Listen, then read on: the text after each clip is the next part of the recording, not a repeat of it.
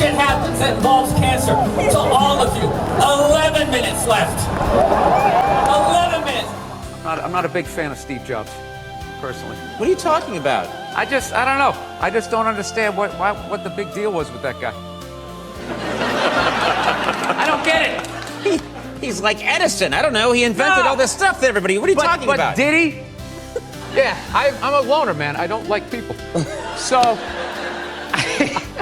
Yeah, you're not lying. I don't. Yeah, I know. This Fifth Avenue during Christmas time, the thoughts that go through my head. The thoughts that go through my head. I just want to chop that tree down and watch it land on people.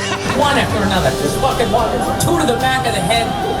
Never ending, coming out like a fucking Mexican with those two fucking crosses of bullets.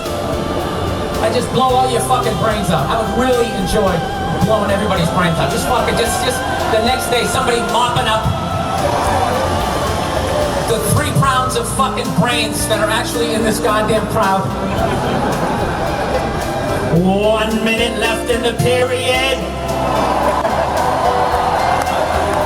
I won't. Bill's new theater tour kicks off February 21st with 6 shows at the Wilbur Theater in Boston. I swear to God, you are hilarious every time I see you. And I want to make sure we get this out. The Patrice O'Neal benefit is next Tuesday at the New York City Center, and this is very important. Yeah. This is something that you're doing to, this is going to raise money for Patrice O'Neal, one of the great, funniest stand-ups ever. Funniest comic I ever saw.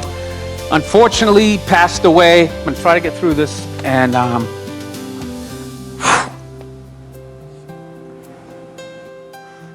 sorry.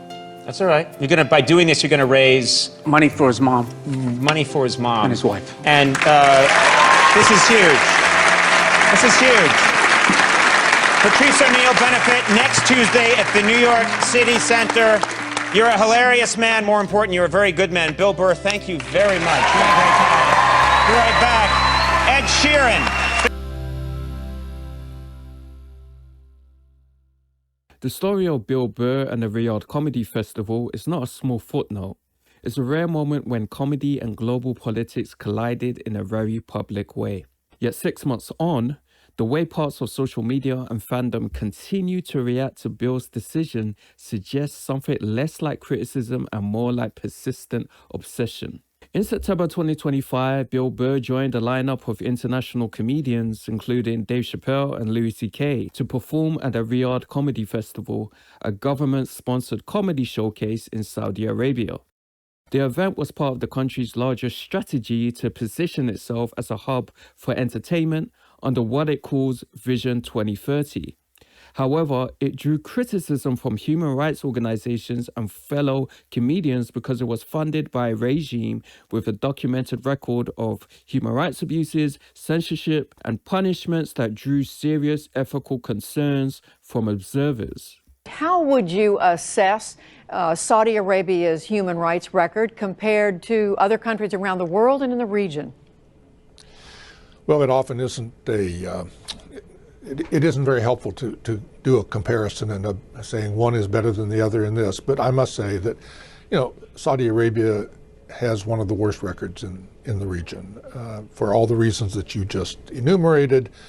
But, they've been cracking down hard on their internal dissent. The poor fellow who's being flogged in public is guilty of doing nothing more than practically hundreds of thousands of Americans do on Facebook every day. And the other thing is that the Saudis are facing a series of challenges, which actually we can come back to that if you like, but which actually some of them are their own making, and some of those have to do with human rights. Human Rights Watch and many voices online urge artists to refuse participation, arguing the festival was being used to polish an oppressive government's image. Some comedians, including Shane Gillis, publicly declined invitations. Others criticized those who accepted. They were asking me to go to the Middle East soon. What? Where? Why? Saudi Arabia and UAE or Dubai. Dubai? I think I'm gonna pass. Yeah. For the troops? Is it for the troops? Not for the troops. What? It's for the Saudis. For the Saudi princes? Yeah, and everyone's like, yeah, you should do it. Everyone's doing it. It's like, for Saudis? Yeah. Weren't those the 9/11 guys? And when Bill Burr defended his appearance, telling critics the Saudis were just like Americans and describing his experience as mind-blowing, the backlash intensified. On Burr's own Monday morning podcast, he responded directly to the backlash, calling some critics sanctimonious and phony and glibly dismissing the continuing outrage from parts of the comedy community and fandom online. It was amazing, and the comedians that I've been talking to just saying, like, dude, you can feel it. They wanted it. They wanted it. They wanted you to like the people want, like, you know, they go online and they see it. And they want to like see real stand-up comedy. So it was a mind-blowing experience. Definitely top 3 experiences I've ever had. And I don't know. I'm still trying to process it. Reddit threads and comedy subreddits still discuss his reputation months later, some lamenting his choice, others mocking the ongoing reactions.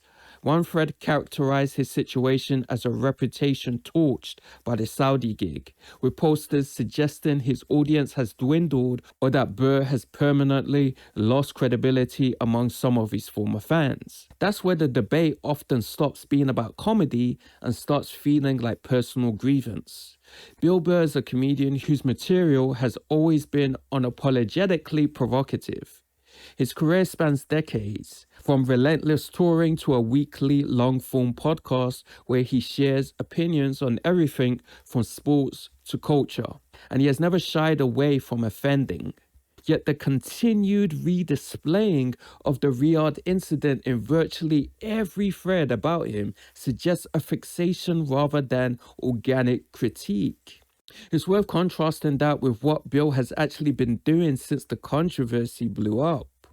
On last week's podcast, Burr spoke about something deeply personal, helping honor his late friend Patrice O'Neal and supporting Patrice's mother through the 13th annual Patrice O'Neal Comedy Benefit. Do a little promo here. The 13th annual Patrice O'Neal Comedy Benefit, Tuesday, April 28th at the New York City Center Theater in New York City. We have an incredible lineup. Adam Ray, Dave Attell, the King, Dave Attell, Drew Dunn, Jordan Jensen, Matt Richards, fucking hilarious. I got to know him last year when I was doing Glengarry. Great guy and does one of the best Donald Trumps in the game.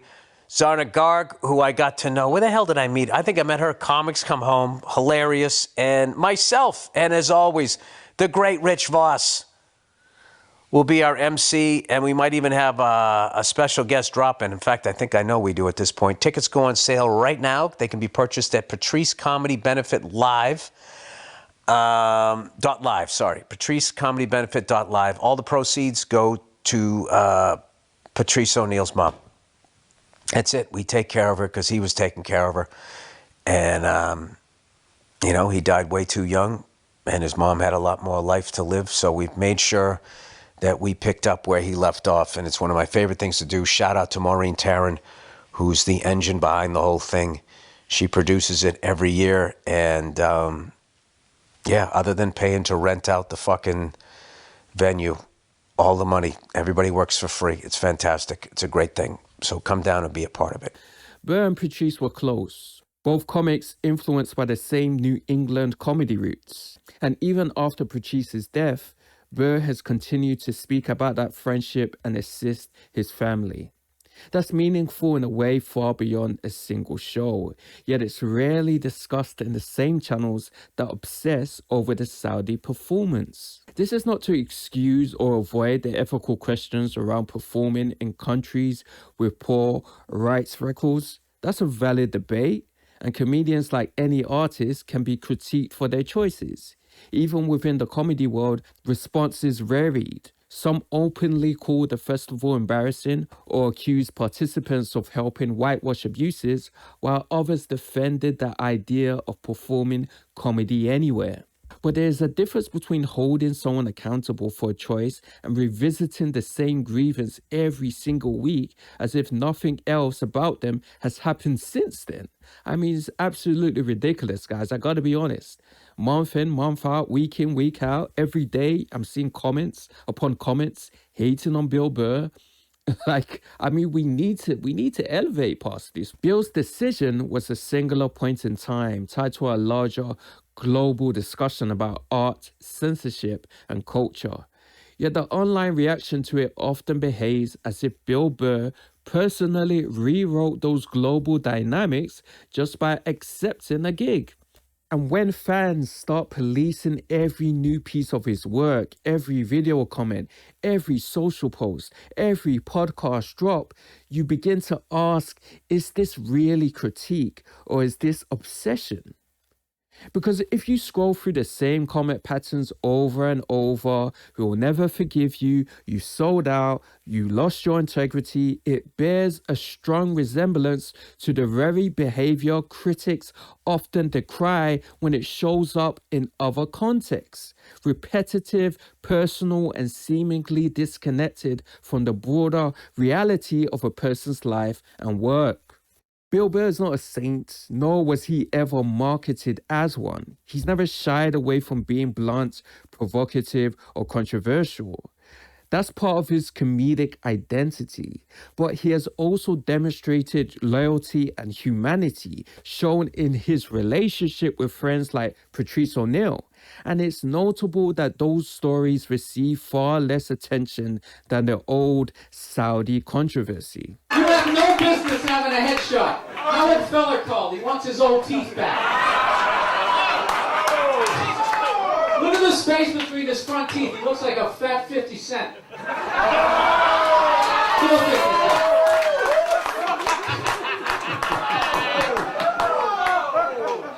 I'm just fucking with him. This isn't about saying Bill made a universally good choice in performing in Riyadh. It's about observing that the sustained harassment from a segment of fandom has morphed into something akin to bullying, almost like a scheduled ritual rather than a thoughtful argument. There are bigger discussions to be had about human rights, about ethics in entertainment, about global politics, and comedians should be part of those conversations. But returning to the same rhetorical attacks against one man months later with virtually no new context is a poor use of time for both creators and audiences. I mean, with creators, I kind of understand because a lot of creators, you know, they pay their bills through these videos. They pay their rent, they pay their bloody mortgage. I understand that. But for the average Joe just watching these videos and commenting, you're not getting paid to do this. You're clocking in like a job, like a 9-to-5 job. Like, what are you doing? It's not even that deep. I'm sorry. I'm pretty sure I'm going to get hate for this video. But guys, this is getting ridiculous. This is getting ridiculous. You're clocking in every week to comment on another man.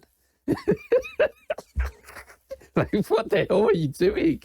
Why are you clocking in to comment on another man? That's ridiculous. I can't get over that. What are you doing, guys? Seriously.